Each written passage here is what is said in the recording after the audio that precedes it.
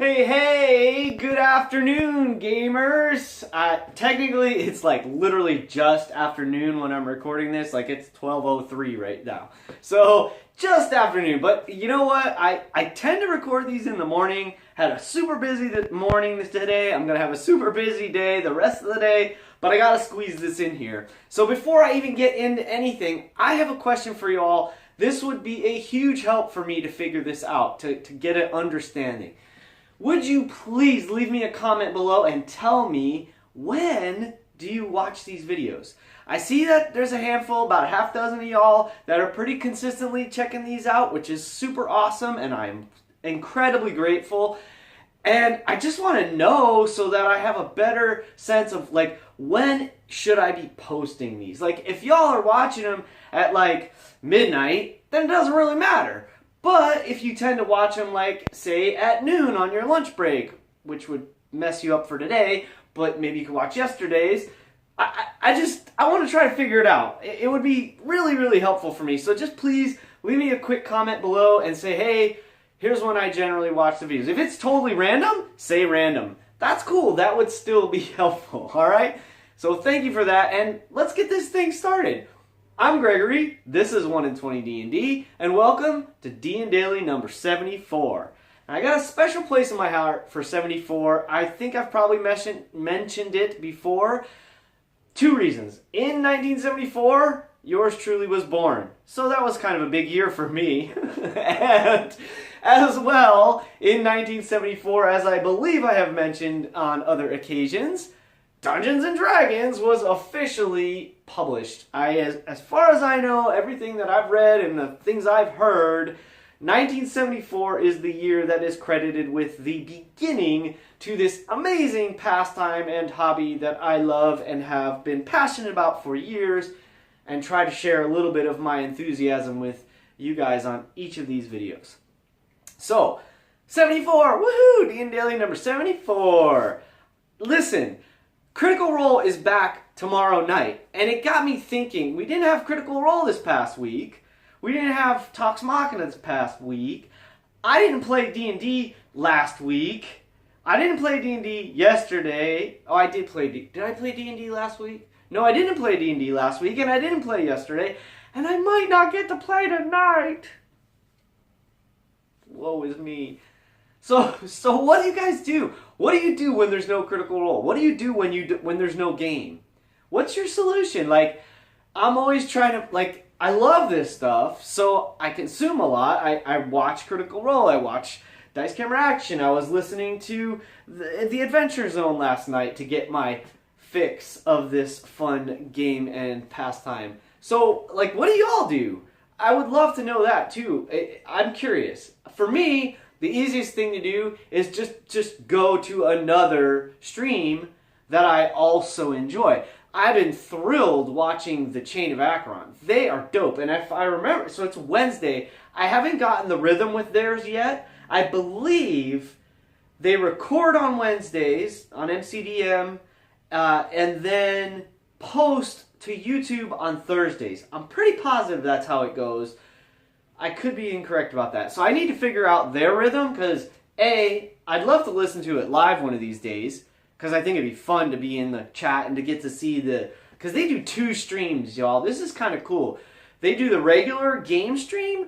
They also have simulcast, like on another Twitch channel at the same moment, their technical stream, like the maps and the miniatures and all that kind of stuff. So I really want to check that out. And not only that, they're trying to get it to where you can integrate the two through Twitch and everything, which is something that's new for Twitch. So that's kind of cool.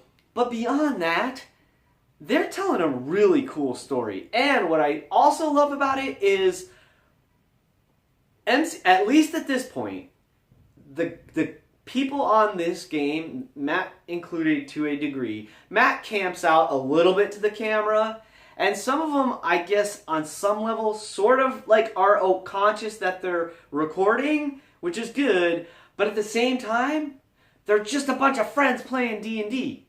A lot similar to some of my games that you may or may not have checked out here on the channel.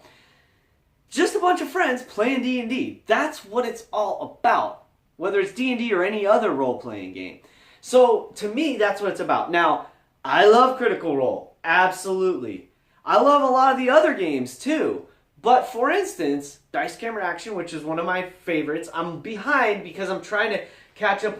Like Paulton, the character Paulton, played by Nate Wants to Battle. He did a guest appearance on Sirens of the Realm by Maze Arcana. So I want to see that, and so I'm like, oh, who the heck are the Sirens of the Realm? So I gotta go watch their show, and I'm like, I want to catch up on the packs because there's been some packs. There's been Act Inc. I'm way behind on Acquisitions Inc. CT. There's all these great shows that I love and I want to listen to and I enjoy. But some of them are campier than others, and I have this sense that it's this ego thing where people realize they're putting on a show, so they put on a show.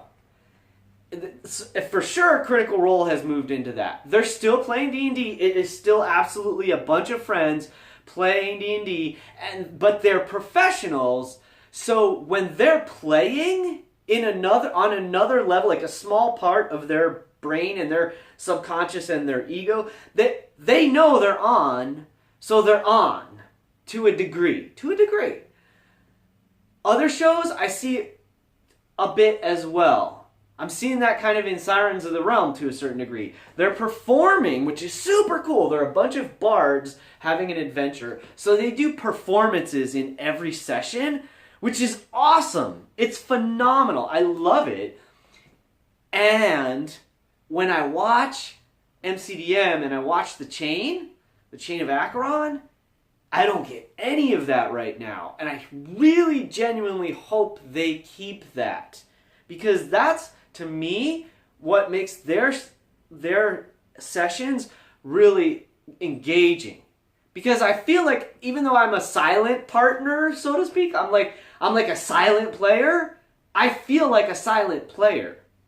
Whereas some of the other games that I listen to, I don't feel like that. I feel like I'm watching a show. I feel like I'm watching or listening to a show. So that's interesting. So dig on that for a bit. Now, when I'm not playing a game, I usually do other stuff. I play video games, I watch stuff, I listen to stuff. If I'm not actually at a table or at the computer, that's what I do. So I wanted to suggest something. So, are you familiar with Roll20.net? That's what we use.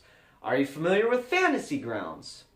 Another great service. I haven't tried it. I really want to because it looks awesome and super robust and like tailor-made for D&D. I really want to try it out. It's a little expensive. The others out there, there's one I think called Astral or something like this, which looks really promising, but it's kind of really new. So I don't know how, and I think it takes a lot more prep stuff, like the DM and the players have to do more work, so to speak. But then like once things are set up, it looks like it's pretty darn awesome. And then there's Virtual Tabletop. Virtual Tabletop is pretty sick because it's literally a 3D table that you then plunk stuff on, like PDFs and tokens and like 3D stuff. Like, so you can literally have miniatures. Like, I saw this really cool Battletech game that was played on there that I thought was dope. And I can imagine it takes tons of time to set up, which to me is a little prohibitive. Like, a lot of us, we want to kind of like get in and go. And that's one of the cool things about Roll20. So, if you're not already aware, if you're looking for a game, sure, you can go to a game store. Yeah, you can go to a comic shop. Yeah, you can go online to a meetup. Maybe you'll find it through Meetup. But check it out.